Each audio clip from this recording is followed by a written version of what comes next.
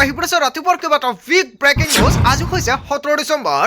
আপুনি চৰকাৰী গড়ৰ বাবে জিঅ' টেকিং কৰিছিল নেকি? তেন্তে আপোনাৰ বাবে ভাল খবৰ। নতুনকৈ গাঁৱে গাঁৱে হৈ আছে 10% ভেৰিফিকেশ্যন। আপোনাৰ গাঁও বা অঞ্চলত 10% ভেৰিফিকেশ্যন আৰম্ভ হৈছে নে নাই কমেণ্ট কৰি জনাই দিয়ক। অৰুণোদয়ৰ প্ৰতিজন হিতাধিকাৰী বেংক একাউণ্টত 1250 টকাৰ পৰিৱৰ্তে চৰকাৰে প্ৰদান কৰিব 3100 টকা। যদি আপোনাৰ ৰেচন কাৰ্ড আছে তেনে ক্ষেত্ৰত আপোনাৰ বাবে কেইবাটাও নতুন নিয়ম সলনি হৈছে। লাখ লাখ আত্মহত্যা মহিলাৰ বাবে অসমৰ মুখ্যমন্ত্ৰী ডক্টৰ হিমন্ত বিশ্ব শৰ্মাই ভাল খবৰ দিছে। লগতে অসমৰ মুখ্যমন্ত্ৰী ডক্টৰ হিমন্ত বিশ্ব শৰ্মাই এটা নহয় দুটা নহয় ৰেচন কাৰ্ডৰ প্ৰতিজন হিতাধিকাৰীৰ বাবে কেইবাটাও গুৰুত্বপূৰ্ণ সিদ্ধান্ত গ্ৰহণ কৰিছে। লগতে কেইবাটাও ৰাজনৈতিক খবৰৰ লগতে অৰাজনৈতিক খবৰ যুগুত কৰা হৈছে আজিৰ দিনটোত। গোটেই অসম তথা ভাৰতৰ বিভিন্ন প্ৰান্তৰ পৰা যুগুত কৰা হৈছে কেইবাটাও ডাঙৰ খবৰ। এনেবোৰ খবৰ নিতৌ পাই থাকিবলৈ চেনেলটি ছাবস্ক্ৰাইব কৰি ভিডিঅ'ত এটা লাইক কৰিবলৈ নাপাহৰিব। আজিৰ আমাৰ প্ৰথম খুবেই গুৰুত্বপূৰ্ণ খবৰ হৈছে অসমবাসীৰ বাবে এটা ডাঙৰ খবৰ। 1 জানুৱাৰীৰ পৰা ৰাজ্যত লাখ লাখ লোকৰ বাবে আহি গ'ল ভাল খবৰ। মূল্যবৃদ্ধিৰ মাজতে চৰকাৰে বৃহৎ সকাহ দৰিদ্ৰ লোকক দিছে। মাত্ৰ 100 টকাতে 66,63,244 গৰাকী হিতাধিকাৰীক চৰকাৰে দিব 1 কেজিকৈ মচুৰ দাইল, 1 কেজিকৈ চেনি, 1 কেজিকৈ নিমখ। যদি আপুনি ৰেচন কাৰ্ড আছে তেন্তে আপোনাৰ বাবে অত্যন্ত ভাল খবৰ। অসমৰ মুখ্যমন্ত্ৰী ডক্টৰ হিমন্ত বিশ্ব শৰ্মাই ৰেচন কাৰ্ড থকা প্ৰতিজন মহিলাসকলক প্ৰদান কৰিব কেইবাটাও সুবিধা। যিসকলে ৰেচন কাৰ্ড নাই সেইসকলে নতুনকৈ ৰেচন কাৰ্ডৰ বাবে কৰিব পাৰিব আবেদন। সকলোকে মুখ্যমন্ত্ৰী ডক্টৰ হিমন্ত বিশ্ব শৰ্মাই ৰেচন কাৰ্ডৰ বাবে আবেদন কৰিবলৈ আহ্বান জনাইছে। মাত্ৰ 300 টকাতে লাভ কৰিব উজ্জ্বলা যোজনাৰ ৰন্ধন গেছ। হয়, আপুনি ঠিকেই শুনিছে, আপোনাৰ ঘৰত চৰকাৰী ৰন্ধন গেছ আছে নেকি? তেন্তে আপুনি অহা মাহৰ পৰা মাত্ৰ 300 টকাতে লাভ কৰিব এই সুবিধা। মুঠ 4বিধ সামগ্ৰী লাভ কৰিব ৰেচন কাৰ্ডৰ গৰাকীয়ে। মুখ্যমন্ত্ৰী ডক্টৰ হিমন্ত বিশ্ব শৰ্মাই কৰিলে বৃহৎ ঘোষণা। যদি আপোনাৰ ৰেচন কাৰ্ড আছে আৰু আপুনি বহুতো আঁচনি সুবিধা ল'ব পাৰিব। কিন্তু কেনেকৈ? যদি আপোনালোকৰ ভিডিঅ' লাগে নিশ্চয় কমেণ্ট কৰি জনাই দিব। নেক্সট ভিডিঅ'ত সম্পূৰ্ণকৈ ষ্টেপ বাই ষ্টেপ দেখুৱাই দিম। আৰু আজিৰ ভিডিঅ'টো যিমান পাৰে সকলোৱে বেছিকৈ শ্বেয়াৰ কৰি দিব। তাৰপিছত অসমবাসী ৰাজ্যিক জনসমাৰ পৰৱৰ্তী খুবেই গুৰুত্বপূৰ্ণ খবৰ, লগতে ডাঙৰ খবৰ। চৰকাৰী গড় নোপোৱা সকলৰ বাবে আহি গ'ল ভাল খবৰ। যদি আপুনি চৰকাৰী গড় এতিয়ালৈকে পোৱা নাই তেন্তে আপোনাৰ বাবে অত্যন্ত ভাল খবৰ আহি পৰিছে। ৰাজ্যত নতুনকৈ আৰু 30 লাখ পৰিয়ালে লাভ কৰিব PMAYৰ অধীনত চৰকাৰী গড়। নতুনকৈ আৰু 30 লাখ মানুহে কৰিছে জিঅ' টেকিং। আপুনি চৰকাৰী গড়ৰ বাবে জিঅ' টেকিং কৰিছে নেকি? তেন্তে আপোনাৰ বাবে অত্যন্ত ভাল খবৰ। কিয়নো যদি আপুনি চৰকাৰী গড়ৰ বাবে জিঅ' টেকিং কৰিছে তেনে ক্ষেত্ৰত চৰকাৰে নতুনকৈ আৰম্ভ কৰিছে ভেৰিফিকেশ্যন। আৰু 10% ভেৰিফিকেশ্যন আপোনাৰ গাঁও বা অঞ্চলত হৈ আছে নেকি? তেনে ক্ষেত্ৰত নিশ্চয় কমেণ্ট কৰি জনাই দিয়ক। যদি আপোনাৰ তালিকাত নাম থাকে তেনে ক্ষেত্ৰত আপোনাৰ ভেৰিফিকেশ্যন কৰিব লাগিব। আৰু যিসকলৰ তালিকাত নাম নাই সেইসকলৰ ভেৰিফিকেশ্যন কৰিব নালাগে, সেইসকল অলৰেডি চিলেক্ট হৈ আছে। হয়, অসমৰ মুখ্যমন্ত্ৰী ডক্টৰ হিমন্ত বিশ্ব শৰ্মাই বৃহৎ ঘোষণা কৰিলে। প্ৰস্তুত কৰিব নতুন হিতাধিকাৰীৰ তালিকা। আৰু এইসকল হিতাধিকাৰীৰ নাম ভেৰিফাই হোৱাৰ পিছতে চৰকাৰে এখন নতুন তালিকা প্ৰস্তুত কৰিব। আৰু তালিকাত নাম থাকিলে আপোনাৰ একাউণ্টত চৰকাৰী গড় প্ৰথম কিস্তিৰ টকা সোমাই দিব। কোনো দৰিদ্ৰ পৰিয়াল বাদ নপৰে পকী গড় লাভৰ পৰা। জিঅ' টেকিং কৰি থোৱা প্ৰায় 3,25,000 লোকে লাভ কৰিব চৰকাৰী গড়। ইয়াৰ পাছতে সম্পূৰ্ণ হ'ব প্ৰায় 30 লাখ মানুহৰ জিঅ' টেকিং। কিস্তি হিচাপত ধন দিয়া হ'ব ঘৰ নিৰ্মাণ কৰিবলৈ। অসমৰ মুখ্যমন্ত্ৰী ডক্টৰ হিমন্ত বিশ্ব শৰ্মাৰ চৰকাৰে মুঠ 3টা কিস্তিত চৰকাৰী গড়ৰ টকা প্ৰদান কৰিব বেংক একাউণ্টত। প্ৰথম কিস্তিৰ ধন পোৱাৰ লগে লগে ঘৰৰ ফাউণ্ডেশ্যন বনাব লাগিব হিতাধিকাৰীসকলে। ঘৰ বনোৱা আৰম্ভ নকৰিলে দ্বিতীয় কিস্তিৰ ধন দিয়া নহ'ব, বন্ধ কৰি দিয়া হ'ব। গতিকে PMAYৰ ধন পোৱাৰ লগে লগে ঘৰ বনাওক আপুনি, অন্যথা নাপাব চৰকাৰী গড়ৰ সুবিধা। ইয়াৰ মুখ্যমন্ত্ৰী ডক্টৰ হিমন্ত বিশ্ব শৰ্মাই উল্লেখ কৰিছে। অসমত কোনেও আৰু কেঁচা ঘৰত থাকিব নালাগে, প্ৰতিশ্ৰুতি অসমৰ মুখ্যমন্ত্ৰী ডক্টৰ হিমন্ত বিশ্ব শৰ্মাৰ। তাৰপিছত অসমবাসী ৰাজ্যিক জনসমাৰ পৰৱৰ্তী খুবেই গুৰুত্বপূৰ্ণ খবৰ, লগতে ডাঙৰ খবৰ। আৰু মাত্ৰ কেইটামান দিনৰ পাছতে বৃদ্ধি হ'ব অৰুণোদয়ৰ ধনৰাশি। 3,100 টকা হ'ব পাৰে অৰুণোদয় আঁচনিৰ টকা। 1250 টকাৰ পৰিৱৰ্তে চৰকাৰে 3,100 টকা প্ৰদান কৰিব পাৰে জানুৱাৰীৰ পৰা। 1 জানুৱাৰীতে মুখ্যমন্ত্ৰী ডক্টৰ হিমন্ত বিশ্ব শৰ্মাই কৰিব ডাঙৰ ঘোষণা। 1 জানুৱাৰীৰ পৰা বৃদ্ধি পাব পাৰে অৰুণোদয় আঁচনিৰ টকা। জনতাই কি ক'ব? অৰুণোদয় আঁচনিৰ টকা বৃদ্ধি কৰিব লাগে নে নাই? আপোনাৰ মন্তব্যটো নিশ্চয় কমেণ্ট কৰি জনাই দিব। তাৰপিছত অসমবাসী ৰাজ্যিক জনসমাৰ পৰৱৰ্তী খুবেই গুৰুত্বপূৰ্ণ খবৰ, লগতে ডাঙৰ খবৰ। হিন্দু হওক বা মুছলমান হওক দ্বিতীয় বিবাহ কৰালে যাব লাগিব জেললৈ। অসমৰ প্ৰতিজন স্বামীয়ে সন্মান কৰিব লাগিব নিজৰ পত্নীক। আৰু 3টাতকৈ অধিক সন্তান থাকিলে হ'ব নোৱাৰিব লাখপতি। অসমৰ মুখ্যমন্ত্ৰী ডক্টৰ হিমন্ত বিশ্ব শৰ্মাই আত্মসহায়ক 10,000 টকা প্ৰদান কৰি সবৰ পৰাই কেইবাটাও গুৰুত্বপূৰ্ণ মন্তব্য কৰিছে আত্মসহায়ক মহিলাৰ বাবে। বাচ্চা জন্ম আল্লাই নিদিয়ে। আল্লাহ বা ভগৱানৰ নাম লৈ আমি কিছুমান কাম কৰিব নালাগে, যিবোৰ কামে আমাক দুখীয়া কৰি ৰাখে। ধৰ্মই অনুমতি দিলেও দুগৰাকী বিয়া পাতিবলৈ অনুমতি নিদিয়ে অসম চৰকাৰে। দুগৰাকী বিয়া পাতিলে 7 বছৰৰ জেল, হেৰুৱাব লাগিব চৰকাৰী চাকৰি। যদি আপুনি দুগৰাকী বিবাহ পাতে তেনে ক্ষেত্ৰত যদি আপোনাৰ চৰকাৰী চাকৰি আছে তেনে ক্ষেত্ৰত চাকৰি হেৰুৱাব লাগিব। এনেকুৱাকৈ মুখ্যমন্ত্ৰী ডক্টৰ হিমন্ত বিশ্ব শৰ্মাই কেইবাটাও বৃহৎ মন্তব্য কৰিছে। হয়, এটা ভাল খবৰ। হোজাইৰ পৰা মুখ্যমন্ত্ৰী ডক্টৰ হিমন্ত বিশ্ব শৰ্মাই এটা ডাঙৰ মন্তব্য কৰিছে। আজিৰ ভিডিঅ'ত যিমান পাৰে বেছিকৈ সকলোৱে শ্বেয়াৰ কৰি দিব যাতে সকলোৱে জানিব পাৰে। তাৰ পিছত অসমবাসী ৰাজুক জনাইছো আমাৰ পৰৱৰ্তী খুবেই গুৰুত্বপূৰ্ণ খবৰ, লগতে ডাঙৰ খবৰ। 2026 নিৰ্বাচনক লৈ সাজু হৈছে বিজেপি। নিৰ্বাচনৰ বিজেপি মিত্ৰজোঁটত কুচকাৱাজ আৰম্ভ হৈছে। 103টা সমষ্টিত প্ৰাৰ্থী প্ৰক্ষেপ কৰিব বিজেপিয়ে। বহুতৰে কাঠ খাব টিকট।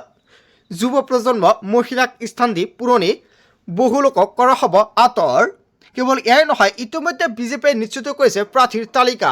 নিৰ্বাচনত বিজেপিৰ ৰণনীতিৰ সন্দৰ্ভত মুখ্যমন্ত্ৰী ডক্টৰ হিমন্ত বিশ্ব শৰ্মাই কৰিলে ডাঙৰ মন্তব্য। তাৰ পিছত অসমবাসী ৰাজুক জনাইছো আমাৰ পৰৱৰ্তী খুবেই গুৰুত্বপূৰ্ণ খবৰ, লগতে ডাঙৰ খবৰ। এইবাৰ জেচিপি বুলডোজাৰৰ নহয় কঠাৰীৰে আৰম্ভ হৈছে উচ্ছেদ। হাতে হাতে কৰ কঠাৰীলৈ ঠিঙত চলিছে উচ্ছেদ অভিযান। ঠিঙৰ ৰৌমাৰী বিল, চালনাবাৰী বিল, বেৰবেৰী বিল আৰু টুকটিকিয়া বিল। কেৱল এয়াই নহয়, আহোম গাঁও কটগুৰিত চলিছে নগাঁও জিলা প্ৰশাসনৰ উচ্ছেদ অভিযান। বুৱতী জলধাৰা বন্ধ কৰি এককৈ খান্দিছে বৃহৎ পুখুৰী আৰু ইয়াৰ ফলতে বাৰিষা সৃষ্টি হৈ আহিছে কৃত্ৰিম বনৰ সমস্যাৰ। আৰু এনেদৰে উচ্ছেদ চলোৱা স্থায়ী ৰাইজৰ তীব্ৰ ক্ষোভ। 230 বিঘা ভূমিত চলিব উচ্ছেদ অভিযান। 500টাকৈ পুখুৰীত চলিব এই উচ্ছেদ অভিযান। হয়, এনেকুৱাকৈ ভয়ংকৰভাৱে উচ্ছেদ অভিযান আৰম্ভ কৰিছে চৰকাৰৰ ফালৰ পৰা। তাৰ পিছত অসমবাসী ৰাজুক জনাইছো আমাৰ পৰৱৰ্তী খুবেই গুৰুত্বপূৰ্ণ খবৰ, লগতে ডাঙৰ খবৰ।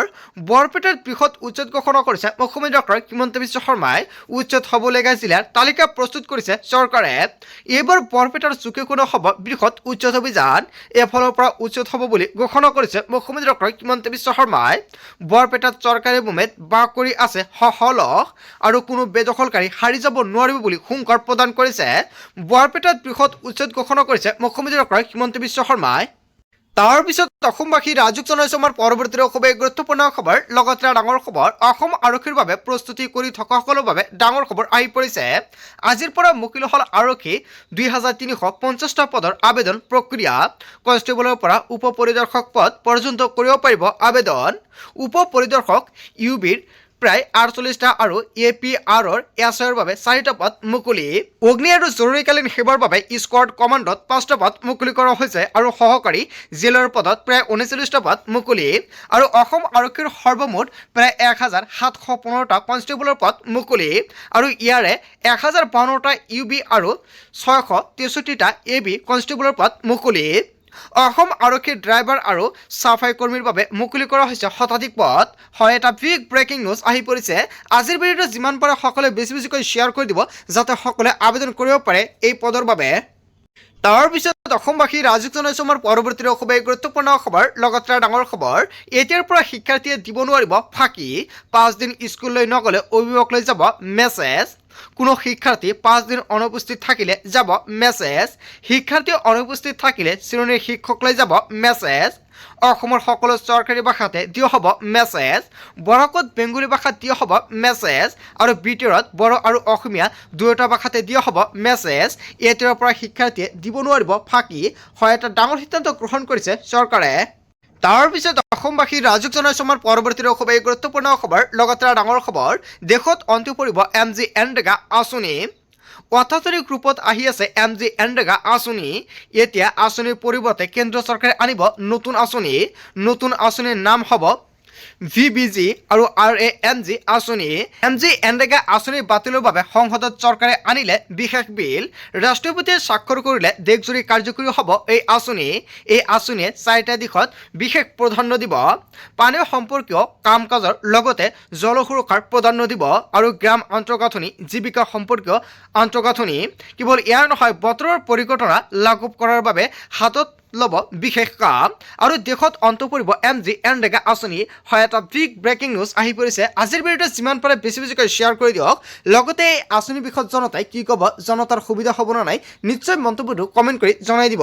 তাৰপিছত অসমবাসী ৰাজক জনাইছো আমাৰ পৰৱৰ্তী খুবেই গুৰুত্বপূৰ্ণ খবৰ লগতে ডাঙৰ খবৰ অখিল গগৈৰ চেলেঞ্জক লৈ প্ৰত্যুত্তৰ অসমৰ মুখ্যমন্ত্ৰী ডক্টৰ হিমন্ত বিশ্ব শৰ্মাৰ আমাক চেলেঞ্জ দিবলৈ অখিল গগৈ কোন বুলি ডাঙৰ প্ৰশ্ন উত্থাপিত কৰিছে মুখ্যমন্ত্ৰী ডক্টৰ হিমন্ত বিশ্ব শৰ্মাই অখিল গগৈৰ পৰিচয় কি অখিল গগৈৰ পৰিচয় কি এনেকুৱাকৈ প্ৰশ্ন উত্থাপিত কৰিছে অখিল গগৈৰ কেইজন বিধায়ক আছে কিমান ডাঙৰ দল বুলি এনেকুৱাকৈ ডাঙৰ প্ৰশ্ন উত্থাপিত কৰিছে তেওঁ কি কৰিলে অসমত তেওঁৰ লিষ্ট এখন দিয়ক মোক বুলি মন্তব্য কৰিছে মুখ্যমন্ত্ৰীয়ে তেওঁ বিভিন্ন সময়ত বিভিন্ন কথা কয় কথাত মই কি উত্তৰ দিব লাগে বুলি মন্তব্য কৰিছে শিৱসাগৰত অখিল গগৈৰ বিৰুদ্ধে নিৰ্বাচন খেলিবলৈ হিমন্ত বিশ্ব শৰ্মাক চেলেঞ্জ দিছিল অখিল গগৈয়ে অখিল গগৈৰ চেলেঞ্জক লৈ প্ৰত্যুত্তৰ মুখ্যমন্ত্ৰী ডক্টৰ হিমন্ত বিশ্ব শৰ্মাৰ তাৰ পিছত অসমবাসী ৰাজক জনাইছো আমাৰ পৰৱৰ্তী খুবেই গুৰুত্বপূৰ্ণ খবৰ লগতে ডাঙৰ খবৰ গেৰ্জিং ৰিজাৰ্ভত মিয়াৰ দপদপনি মিয়া অবৈধ বেদখলকাৰীৰ ভয়ত এতিয়া স্থনমান খিলঞ্জীয়া গোমহ পালক চৰকাৰে উচ্ছেদ চলোৱাৰ পিছতে আকৌ মিয়াৰ আগ্ৰাসন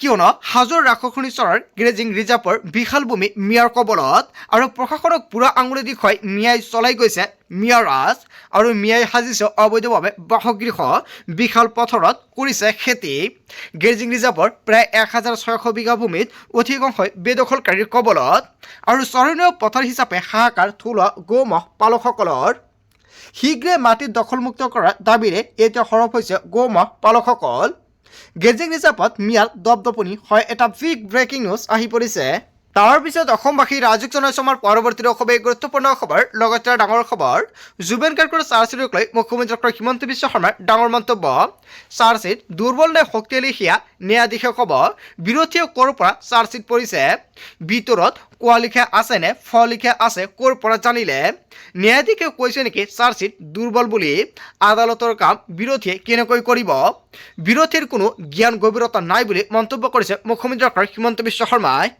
তাৰ পিছত অসমবাসী ৰাজক জনাইছো আমাৰ পৰৱৰ্তী খুবেই গুৰুত্বপূৰ্ণ খবৰ লগতে ডাঙৰ খবৰ অন কেমেৰা নীলাজ কাণ্ড কৰিছে মুখ্যমন্ত্ৰী নীতিশ কুমাৰে মুছলমান মহিলাৰ হিজাব খুলিবলৈ চেষ্টা মুখ্যমন্ত্ৰী নীতিশ কুমাৰৰ মুছলমান মহিলাৰ হিজাব টানি বিপদত বিহাৰৰ মুখ্যমন্ত্ৰী নীতিশ কুমাৰৰ কাণ্ডই জোকাৰিছে দেশ নীতিশ কুমাৰৰ কাণ্ডক লৈ হলঠিকত NDA নিযুক্তি পত্ৰ ল'বলৈ যোৱা মহিলাৰ হিজাব খোলাৰ চেষ্টা নীতিশৰ চিকিৎসকৰ নিযুক্তি পত্ৰ বিতৰণ অনুষ্ঠানত এই দৃশ্য ফাদিলৰ পাছতে বিহাৰৰ মহিলাৰ নিৰাপত্তাক লৈ উত্থাপন হৈছে প্ৰশ্ন এই কাণ্ড কোনো কাৰণতে ক্ষমা কৰাৰ যোগ্য নহয় নীতিশ কুমাৰক উভতি ধৰিছে বিৰোধীয়ে নীতিশ কুমাৰক পদত্যাগৰ দাবী কৰি উত্থাপন কৰিছে এতিয়া বিহাৰত আৰু অন কেমেৰা নীলাজ কাণ্ড মুখ্যমন্ত্ৰী নীতিশ কুমাৰৰ হয় বন্ধু বান্ধৱীসকল গোটেই অসম তথা ভাৰতৰ বিভিন্ন প্ৰান্তৰ পৰা যুগত হৈছে কেইবাটাও ডাঙৰ খবৰ এনেবোৰ খবৰ নিতৌ পাই থাকিবলৈ চেনেলটি ছাবস্ক্ৰাইব কৰি ভিডিঅ'ত এটা লাইক কৰিবলৈ নাপাহৰিব চ' থেংক ইউ ফৰ ৱাচিং ফুল ভিডিঅ'